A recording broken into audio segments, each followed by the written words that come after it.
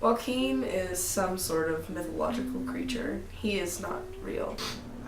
But he's a very mystic kind of guy. He's curious and I want to call it metaphysics or the way things work in the world that most people don't pay attention to. He's a shaman. He is a shaman. I don't know, I've just never experienced somebody like Joaquin before. He's just so interested in everybody, and he's always got a smile. I've never seen him in a bad mood, and he's always happy to see everybody.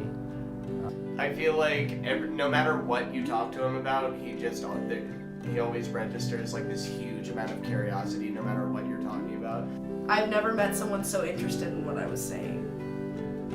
Joaquin is a very bright, positive force whenever he walks into a room. He makes people feel good. He does have the weird, internal genius intellect. Yeah, when it comes right? to certain aspects. I feel like in 10 years, a movie's gonna take place where Joaquin is gonna be the one hope to humanity or something. Yeah.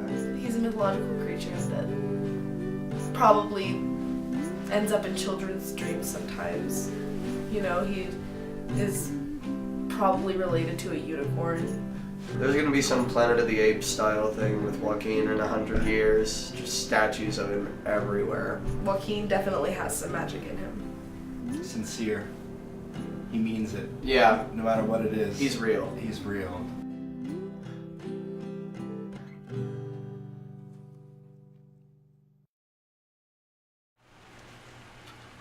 Wow.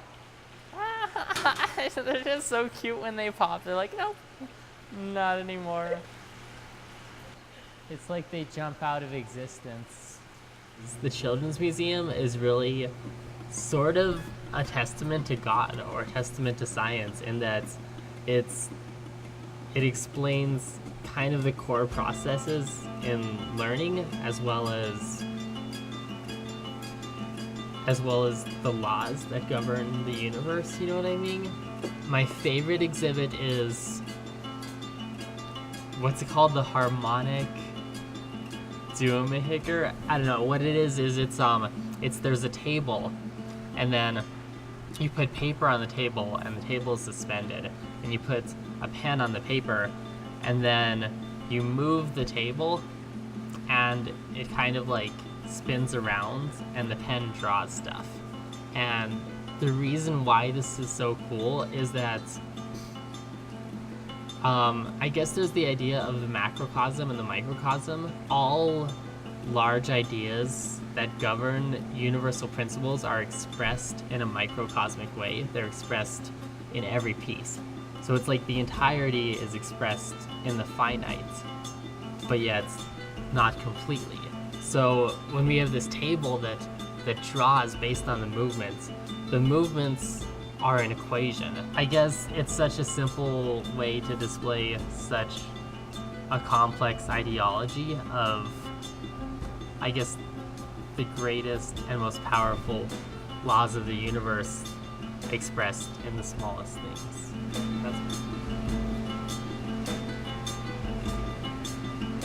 I thought about this today. I figured there's pretty much nothing better to do with your time than to practice. I spend most of my time practicing instruments, guitar, piano, voice. It's like in Mario, when you eat the mushroom when you get bigger, practice is the mushroom. I guess it's the saying is that the more time you spend, the more time you have. Time doesn't exist, nor does the past and nor does the future. One thing that blows my mind about time is described as the relationship of change between two objects. The more we do with time, the more change can occur. Like, the more change we make happen, the better we spend our time. And by better, I mean the more change we make happen, the more time we have, because the more change has occurred in relation to the ticking of a clock. So I guess what I thought of today, and thought of it a few times before, was any given moment can be the most wonderful moment of my life. I simply have to make it happen. And if it doesn't happen, then it's my fault. I'm pretty selfish. The most important person in your life should be you. So like, I guess it's obvious why someone should want to better themselves, because like it's the only person you can better. Like, it's instinctive to be selfish. It's secondary to be selfless. But they're both valuable. I mean, there's a reason why it's instinctive. So, I don't know. Right now, I just want to like make art and write poetry. That's all I'm really into. And maybe I can go help other people later. But I do make food for people, which makes them smile. So that's how I contribute. Alright, so the first thing is to like wash the potatoes, because my safety and sanitation teacher told me that people pee on them, which is probably not true. That's probably something they have to tell you in school to scare you into washing the potatoes, otherwise we just won't do it. Every few days last semester, he would just come over from like his culinary classes, and he would have some like new food with him. I used to bring stuff all the time. Definitely like cakes, because I was taking pastries class, and I was like, I can't eat this. This is like really sugary and will kill me. One time he brought squid over to my friend Corbin's house. I saw him coming with this bag, and I couldn't like tell what it was, and so I opened the door and I go, "What do you have, Joaquin?" And he goes, "I got squid, dude!" And it was really good. Squids have like a rubbery texture, and it's gross because they're like rubbery, but I'm glad they liked it. Pork is a high-risk food. I don't know what it contains. It contains like salmonella or worms. Oh, it contains worms. It contains worms. My flame is pretty low because I want to cook the inside. That way if there's any worms in it, which there are, then they'll be dead and then they won't live in our stomachs because parasites suck. Joaquin, if you're watching this, Keep Joaquin cooking. I had this math teacher named Mr. Vieira, who was my favorite teacher, and he was a teacher of philosophy as well. He said the most profound thing to me, something that no one else has really suggested, and he said, what if everything is just as it should be? In the world, we spend so much time thinking about what we can change or how things aren't right. I guess it's kind of profound to think that maybe everything is the way it is because it could be no other way. I guess something that blew my mind a few months ago is I heard about this jellyfish. And this jellyfish, it can reverse age. It can go from an adult jellyfish back into an embryonic state. Like if there's no food for the jellyfish, no plankton for it to eat, it literally just turns back into a fetus and sinks to the bottom of the ocean and then waits 100 years and then grows back into a jellyfish. So the real question is, why does the jellyfish never die?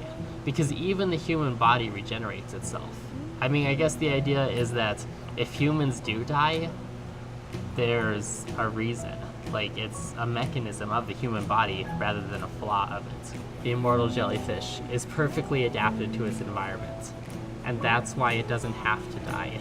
Maybe death is a valuable response, and that like instead of being something that we have such a problem with, it's something that is crucial. You know what I mean? Like Mr. Vieira said, like, why do you have a problem with this? Maybe it's just the way it should be. Obviously, I don't want to expire because then I'll no longer exist and I'm awesome. So why would I want that? But if I do expire, even that will facilitate like future generations. Like, because I'm not here being old and eating all of the food and stuff, other people can't eat the food.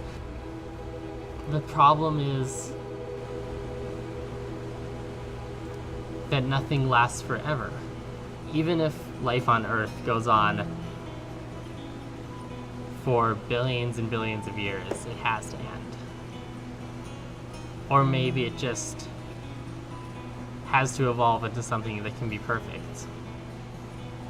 I don't know what my philosophy on life is. I guess it could just be to be beautiful. That's what it is. Yeah, right? because things are only beautiful because they're temporary.